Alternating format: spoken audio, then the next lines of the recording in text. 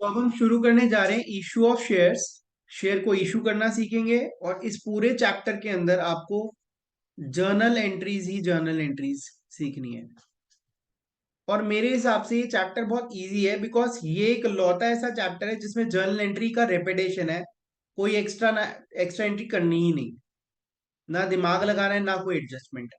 सिर्फ है तो प्लस माइनस आपका स्ट्रांग होना चाहिए। देखिए, मल्टीप्लाई डिवाइड भी, सॉरी। तो issue of shares for cash को हम डिस्कस करेंगे आज। ठीक है, consideration other than cash will do later in next videos. तो issue of shares for cash में, as I told you, there are two cases. First is पैसा इकट्ठा मंगा लेती है company, and second is company पैसा इंस्टॉलमेंट्स में मंगा रही है। ठीक है, अब कंपनी अगर पैसा इकट्ठा मंगा रही है, लमसम में मंगा रही है और इंस्टॉलमेंट्स में मंगा रही है, इसमें क्या फर्क है? फर्क यही है कि अगर एक बार में पैसा आ जाता है, एक शेयर 100 रुपए का है, एक बार में पैसा आ जाता है तो 100 रुपए ही एक एंट्री होगी, एक दो एंट्रीज होंगी। लेकिन अगर कंपनी बार बार पैसा कॉल करेगी, लेट से एक 100 रुपए का शेयर है, उसकी इंस्टॉलमेंट्स बना दी, बोला कि भाई शेयर होल्डर्स अप्लाई करने के लिए पैसा लेकर आओ 20 रुपीज। ठीक है, अलॉटमेंट करने के लिए लेकर आओ, अलॉटमेंट तुम्हें चाहिए तो लेकर आओ 40 रुपीज। और उसके बाद भी इंस्टॉलमेंट नंबर कॉल 1, फिर फाइनल कॉल, ऐसे मतलब इंस्टॉलमेंट में कंपनी पैसा मंगा रही। लेट से 10 यहाँ, 25 यहाँ मंगा लिया, कितना हो गया? 85, 15 यहाँ मंगा लिया। ठीक है, तो उस केस में आप देखिए, चार चार इंटरवल्स में कंपनी जो है पैसा मंगा रही। ठीक है, अब इसके साथ साथ मैं आपको एक और चीज, एक जो स्मॉल सा पॉइंटर बताना चाहता हूँ, that is minimum application money. Minimum application money, इसको लिख लेना आप टॉप ऑफ द पेज। अगर कभी भी कोई कंपनी शेयर इशू करती है तो उसको at least 5% of face value application money मंगाना ही मंगाना है। ठीक है, ये 1 मार्कर में आ सकता है। 5% का मतलब क्या है? 100 रुपए का शेयर है तो 5 रुपए मंगवाना ही मंगवाना। अब हम आगे चलते हैं।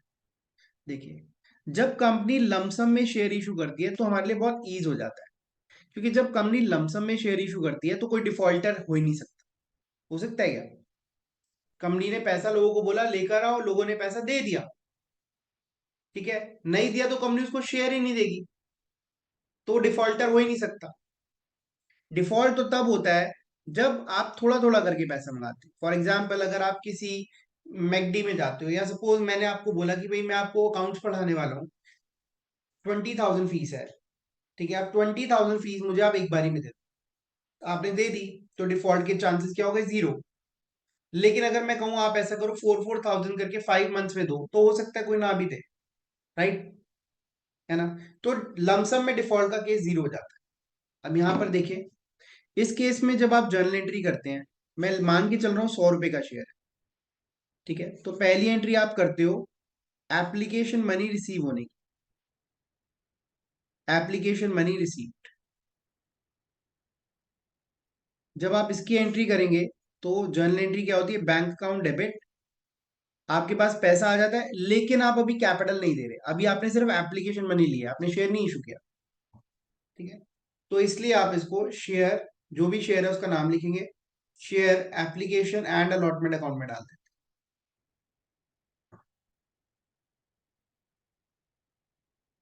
ठीक है, जितने जितने भी पैसे आपने कॉल करे। ठीक है, हो सकता है आपने 100 रुपए का शेयर है लेकिन आपने 120 रुपए मंगाए हो, तो आपके पास 120 रुपए एप्लीकेशन में आ रहे हैं। ठीक है, उसके बाद कंपनी टेक्स टाइम, और जब सारे सबकी एप्लीकेशन आ चुकी होती हैं तो फिर कंपनी एक साथ अलॉटमेंट इशू कर देती है कि भाई अलॉटमेंट ऑफ शेयर्स।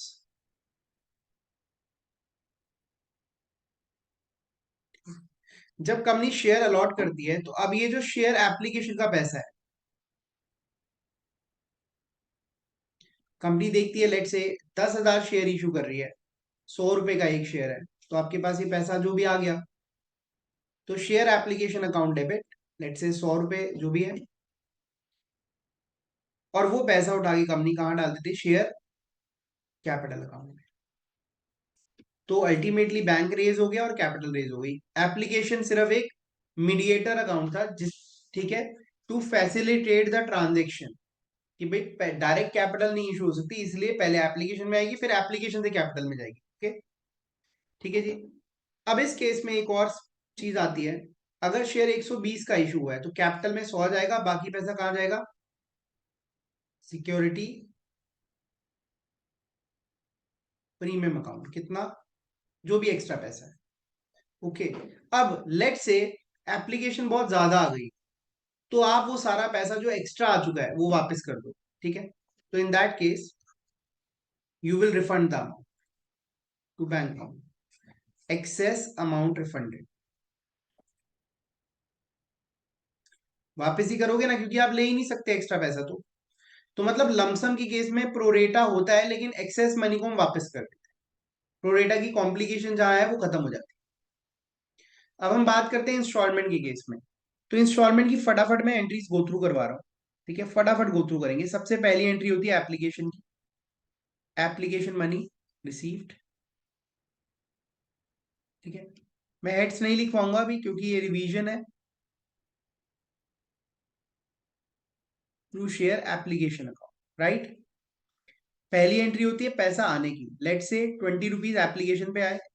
उसके बाद इस एप्लीकेशन मनी को आप ट्रांसफर कर देते हैं, application money transferred and shares allotted, shares allotted.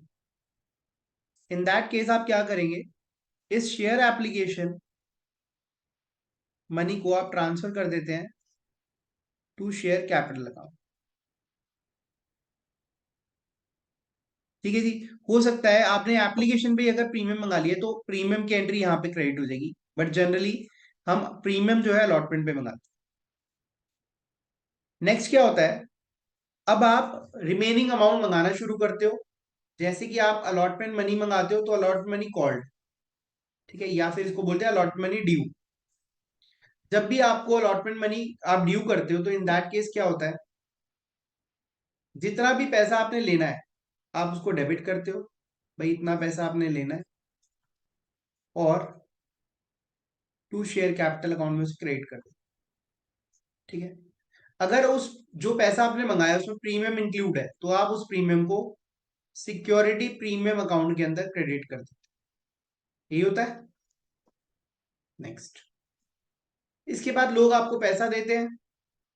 जब भी वो आपको पैसा देते हैं तो एंट्री क्या होती है, बैंक अकाउंट डेबिट, और किस पर्पस के लिए दिया वो अकाउंट क्रेडिट हो जाता है। लाइक शेयर अलॉटमेंट के लिए दिया तो शेयर अलॉटमेंट अकाउंट क्रेडिट हो जाएगा।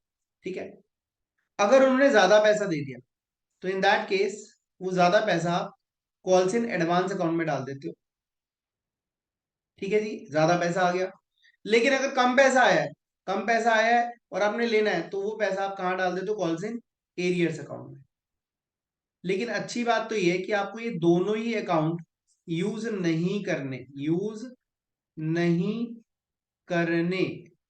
ठीक है, आप सिर्फ क्या करोगे, जो पैसा आ रहा है उसकी एंट्री करोगे, मतलब bank account debit to share allotment. Use क्यों नहीं करने, क्योंकि क्वेश्चन जब तक नहीं कहता आपने यूज नहीं करना। जब क्वेश्चन कहेगा तो मैं क्वेश्चन में करके दिखाऊंगा कैसे यूज करने हैं आपने। तो आप सिर्फ bank account debit to share allotment account, इस एंट्री को समझिए। इसके बाद आप कभी भी कोई भी पैसा ड्यू करेंगे, सेम एंट्रीज होंगी, फिर रिसीव करेंगे, फिर ड्यू करेंगे, फिर रिसीव करेंगे। मतलब लेट से शेयर कॉल अकाउंट है, कोई भी इंस्टॉलमेंट है, कॉल है या फाइनल कॉल है, to share capital account. Sixth, bank account debit to share call account. ठीक है, इस पे भी सेम होगा, अगर पैसा नहीं आया हुआ तो कॉल्स इन एरियर्स, और ज्यादा आ गया तो कॉल्स इन एडवांस, लेकिन वो भी आपने यूज नहीं करना है। ठीक है, इसमें कोई डाउट तो प्लीज आस्क, हम आगे चल रहे हैं प्रैक्टिकल पार्ट की तरफ।